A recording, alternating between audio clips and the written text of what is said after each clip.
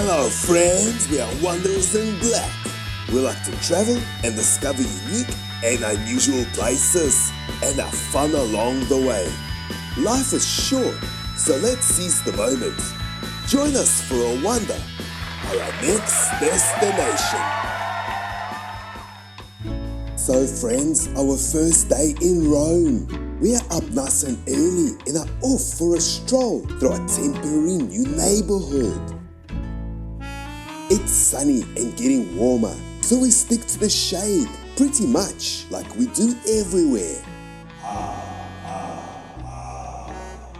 We are so excited to be here.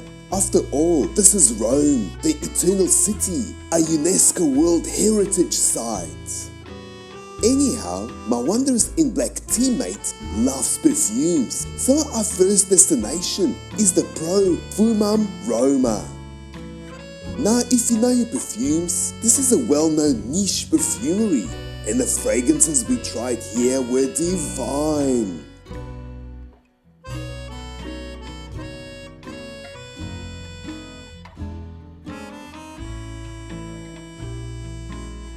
It was time for brunch, so our next stop was a popular sandwich shop.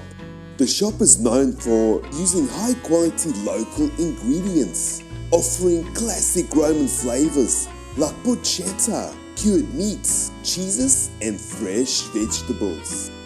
They also offer a choice of traditional Italian bread, often baked fresh daily to enhance the sandwich experience.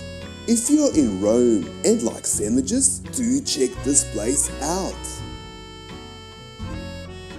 It was getting really warm now, and all this walking, even in the shade, was making us thirsty.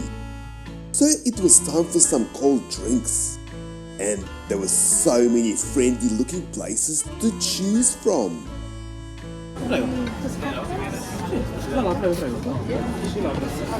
Now, in a previous episode, we mentioned that Rome has quite a few tourist traps around, so it is best to Google an establishment and check out the reviews before sitting down. Hello friends, we are in Rome and we decided to go for a walk through the old town. There's so many places where you can eat and drink, and we found this place called Piazza Campa. Apart from being a pizzeria, they also have cocktails, and believe it or not, I'm going to have a pina colada, and we're also having a dark and stormy. It's a perfect Roman afternoon, so here come some cocktails. When in Rome, cheers!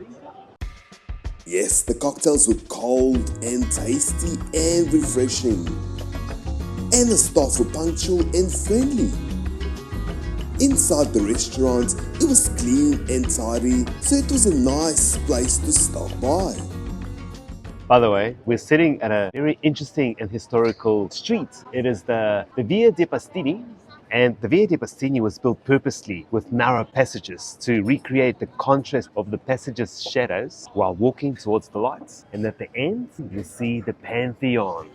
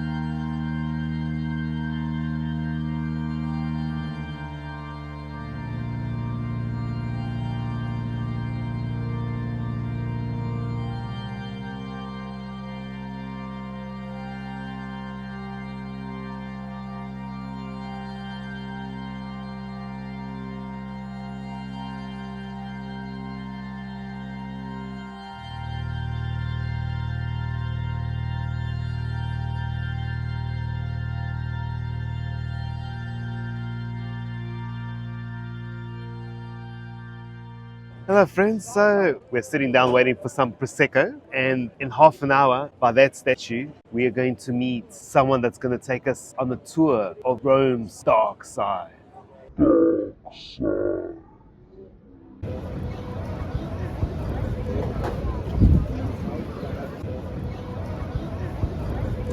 just going to see whether they charge us for the free salami and bread.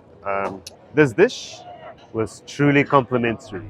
So it was time for our dark side of Rome tour that we found online, and we went to wait for our guide by this designated location.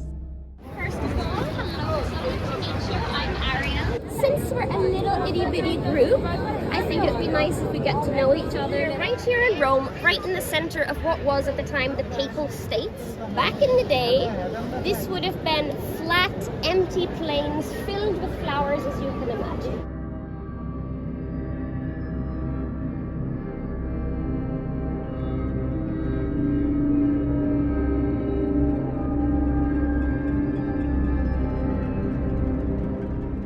This was the papal fortress in the medieval era of Rome, and it was used for beheadings.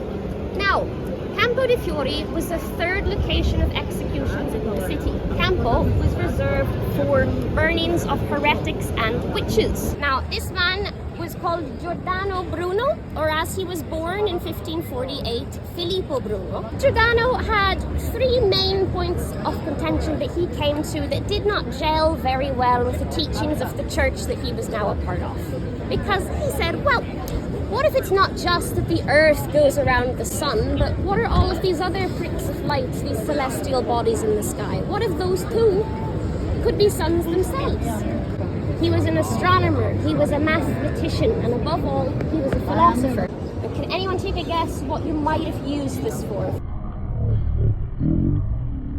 In a bun? That is everyone's answer. Yes, this was its secondary method, but primarily this was used. Screws open and shut, and the device is placed closed in the mouth and expanded until the jaw breaks or dislocates. Which I've always found personally a little confusing, because if we're torturing a heretic, we want them to confess. How can they do this with the heretic's pear in their mouth or with a broken jaw? And he was in Castel Sant'Angelo being tortured on a regular basis for 8 years. Enough, as the Italians say. Basta. Take him to Campo de Fiori first thing in the morning and prepare the bonfire. He was considered so evil that he was burned upside down instead of upright, and with a stake placed through his tongue and secured under the chin to disallow him even his last words. This man was not just correct, but centuries ahead of his time. And what they did to him was horrific. And in the year 2000, the Catholic Church did, as a millennium thing where they pardoned a lot of people from the past, said sorry for burning Giordano Bruno. They did not say that they were wrong, but they did say sorry. We carried on walking through the city streets and alleyways, discovering more legends about ghosts and murders. Every city has a dark side, and Rome is no different. We really enjoyed this tour, and Ariel was a really good host.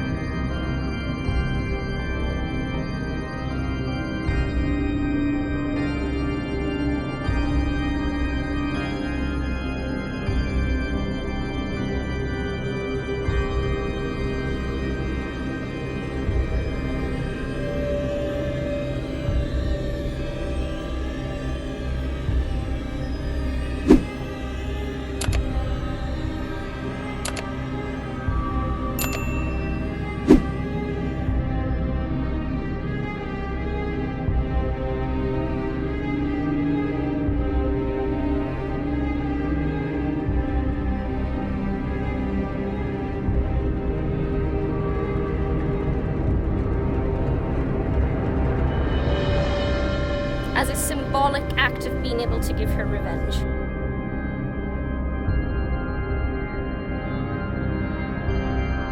Thank you for watching, friends, and please join us again for the next episode as we continue our journey of discovery in Rome. See you soon. Cheers! It's a little bit dim and dingy.